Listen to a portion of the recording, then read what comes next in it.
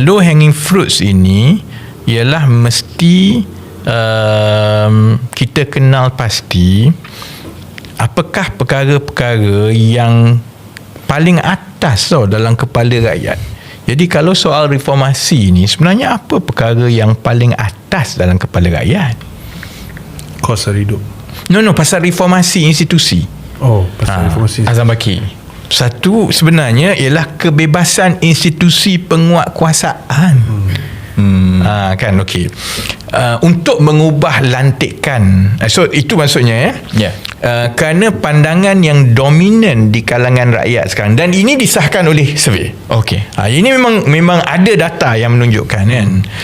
Sebab saya pun bukan sejak saya tak jadi menteri lah. Semasa saya dalam kerajaan pun, kerana kita memang ada dapatan tiap-tiap bulan kan. Satu perkara yang saya rasa agak pelik tau. Ini kerajaan reformasi. Kemudian Datuk Seri Anwar laungkan tata kelola semua ni hampir dalam setiap ucapan. Tapi pandangan rakyat mengenai prestasi membanteras rasuah contohnya makin teruk. Daripada 23 ke 24 ke 25. Dan masa mula-mula mengambil alih kerajaan kan, hanya lebih kurang 8% responden yang melahirkan kebimbangan mengenai rasuah. Dalam tempoh 2 tahun setengah, angka tu dah jadi sekitar 35%. Maksudnya naik berapa? 400%. 4 kali ganda naik tu, dari 8% ke dalam 34% macam tu kan. Jadi saya memang scratching my head, kata where did we go wrong kan. Jadi sebab itu kita mula track sebenarnya secara mendalam lah dari segi persepsi dan juga pemahaman dan expectation rakyat mengenai reformasi, anti rasuah semua ni kan. Ada beberapa dapatan yang menarik yang akan bagi konteks kepada bagi saya lah beberapa pengumuman-pengumuman yang dibuat ni. Satunya di mata rakyat ialah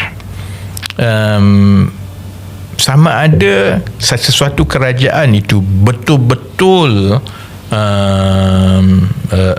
tekad untuk melawan reformasi ni diukur dari segi keberanian dan kebebasan untuk mendakwa dan memenjarakan pimpinan-pimpinan besar tau.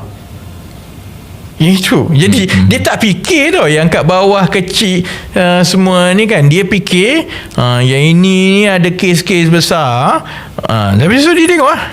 Jadi sebab itu pandangan saya lah, kesan bila umum had tempoh jawatan PM ke FOI ke Ombudsman ke semua ni kan, dia kesan itu sangat nipis kerana perkara-perkara yang paling tinggi dalam kepala otak rakyat ni contohnya ialah ahli-ahli politik.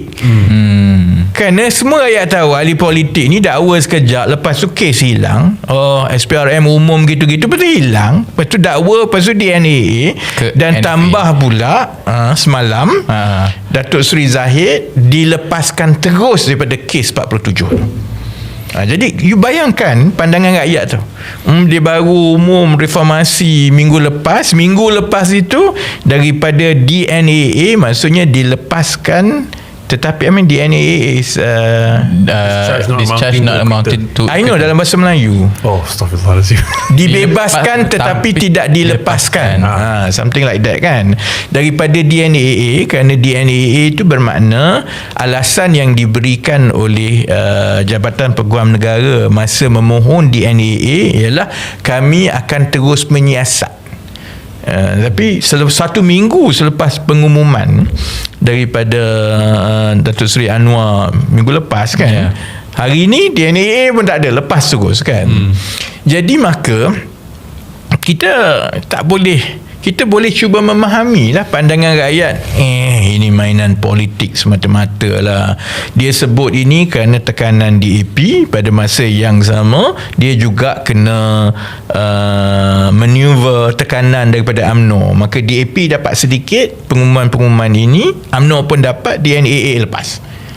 So yang itu tu bagi saya lebih mendalam kepada rakyat berbanding dengan beberapa perkara yang diumumkan lah. Itu satu kan.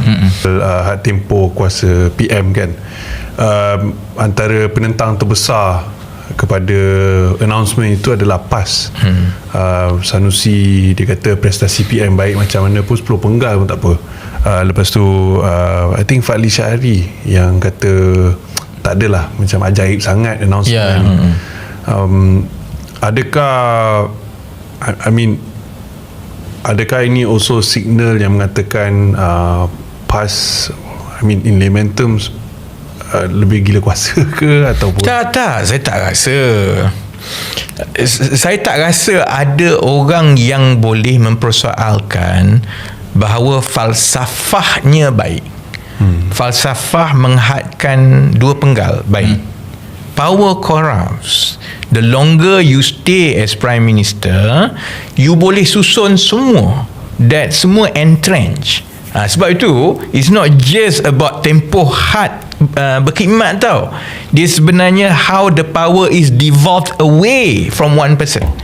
Lantikan institusi semua ni, let them be a check and balance kan. So kita tak boleh nak persoalkan falsafahnya hak tempoh berkhidmat PM dua penggal bagus, memisahkan kuasa pendakwa raya peguam negara supaya pendakwaan boleh dibuat secara bebas tanpa arahan politik bagus, FOI yang membolehkan rakyat mendapatkan maklumat kerajaan secara terperinci bagus, ombudsman bagus. But kalau tengok kepada PAS, reaksi dia tu, saya ingat sebab dia jam, dia tak tahu macam mana nak respon.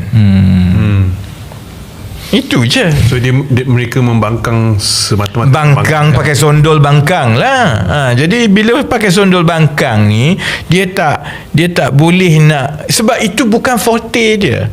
PAS bukanlah dikenali sebagai parti atau pimpinan mereka yang menghabiskan banyak masa mengkaji atau mencadangkan mengenai proses semak imbang. Bukan tu.